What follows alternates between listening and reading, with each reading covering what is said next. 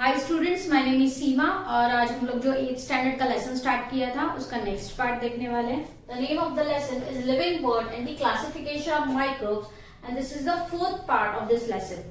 So here we are going to see the classification of the microbes.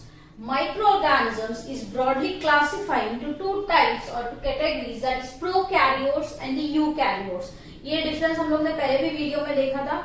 Prokaryotes में क्या होता है कि जो सेल होती है उनमें जो सेल ऑर्गेनल्स होते हैं उनको मेम्ब्रेन नहीं होता. So your cell organelles are without membrane, your cell organelles are with membrane. Okay, so prokaryotes में आता है that is kingdom bacteria. So bacteria का size, this is mu m, that is micrometer. तो bacteria ranges from 1 micrometer to 10 micrometer. ये उनका size होता है. Then they are unicellular. ये हम लोग previous video में भी देखे. Unicellular means they are having only one cell inside the body. They are independent or form colonies. मतलब you can get आप single bacteria भी देख सकते हैं या bacteria colonies में रहते हैं, ऐसे भी हम लोग को मिल सकता है. Then they are prokaryotes with cell wall. As these are prokaryotes and they are having a cell wall. They reproduce by binary fission. Now fission का meaning है division. Binary means two. Means एक individual से दो individuals बनते हैं या two daughter organisms form होते हैं. Then it is called as a binary fission. Okay. Next, in favorable condition the bacteria grow vigorously. मतलब favorable condition उसको मिला, उसको जितना टेम्परेचर चाहिए उतना मिला, तो बैक्टीरिया फटाफट ग्रो होता है और वो उसका नंबर 20 मिनट्स में क्या करता है, डबल कर देता है. फॉर एग्जाम्पल आप देखेंगे कि जब भी समर सीजन होता है तो खाना जल्दी खराब होता है और विंटर सीजन में कंपैरेटिवली खाना कम खराब होता है या थोड़ा लेट खराब होता है. तो ये जल्दी खराब क्यों होता है? Because that temperature is suitable for bacteria to go fast. तो यहाँ लिखा है if they are getting good temperature और फेवरेबल कंडीशन, उनका they double their number in 20 minutes. So here different shapes of bacteria are there. Round shape bacteria is called coccus. Now here coccus and bacillus, somewhat round, somewhat rod-shaped bacteria are there. They are called as a coccobacillus. Bacillus means long, rod-shaped bacteria. Then comma-shaped bacteria is called vibrio, and spiral bacteria is called spirillum. Okay, have you understood this? So this is about prokaryotes. Now we are moving towards the eukaryotes. The eukaryotes is divided into four types or four kingdoms, that is protista, fungi, algae and the viruses. So out of this first we are going to see the protista. What is the size of the protista? It is approximately 200 micrometer. They are unicellular, eukaryotes. Then organs of locomotion is cilia and flagella. ये सब हम लोग ने previous video में देखा है. Cilia is small hair-like structure. ये दिख रहा है, ये सीलिया है और लॉन्ग विप मतलब चाबुक की तरह बड़ा स्ट्रक्चर दिखेगा. Then it is called as a flagella. Here they reproduce by simple cell division. जैसे एक सेल से दो सेल होती है तो सिंपल सेल डिवीजन से उनका डिवीजन होता है in protista. Next examples are amoeba and the paramecium. Amoeba is what? Irregular shape. Paramecium is having a shape. Okay, hope you have understood. And where we get the protista, हम लोग भी example में देखा था, pond water लिया था, मतलब muddy water है, सैंडी वाटर है, उसमें हम लोग को दिस प्रोटिस्टा मिलते हैं. Then next we are moving towards the fungi.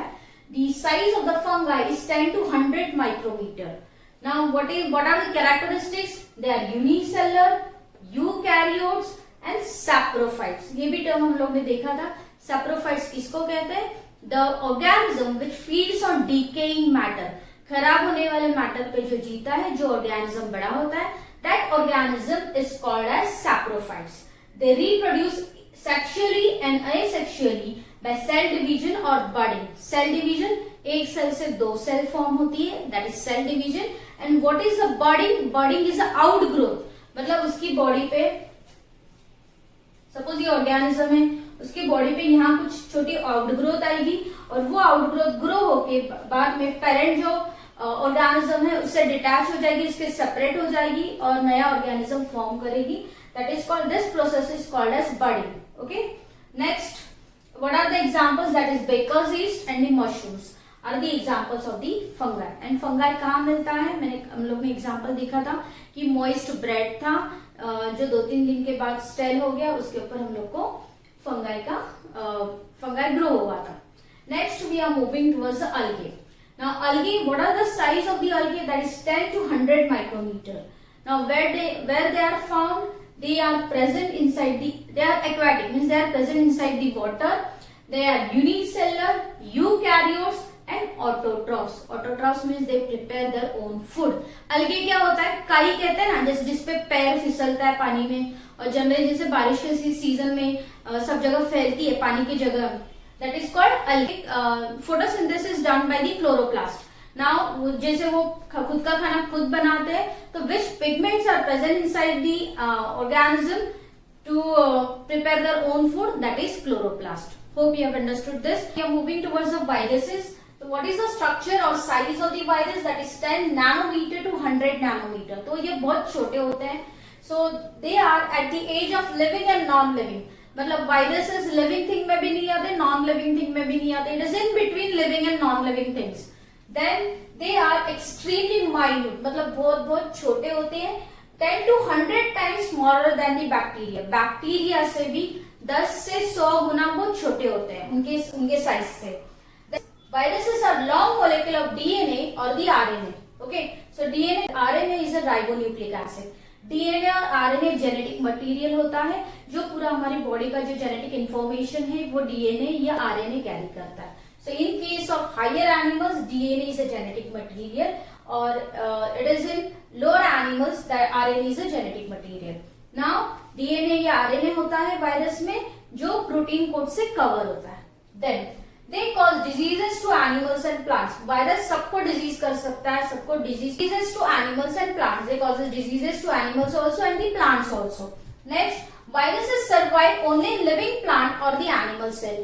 जैसे कहा कि वायरस क्या है? It is at the age of living and non-living thing. वो कभी सर्वाइव करेगा, कभी जिंदा रहेगा whenever it get any living organism. वो प्लांट रहे, एनिमल सेल रहे. फिर उसकी बॉडी में वायरस जाएगा, फिर इट गोज ऑन रेप्लिकेटिंग. वो रेप्लिकेट होगा, उसकी बॉडी में डिजीज पैदा करेगा और फिर फ्री हो जाएगा. Okay, so as this are very dangerous, viruses are very dangerous because they can create their numerous copies inside the body of the host animal or the host plant. Hope you have understood this much. So we are finished with the lesson, that is living world and the classification of the microbes. If you like my video, please like it, share it, subscribe it, and press the bell icon to get the notification. If you have any comments, please mention in the comment box. Thank you.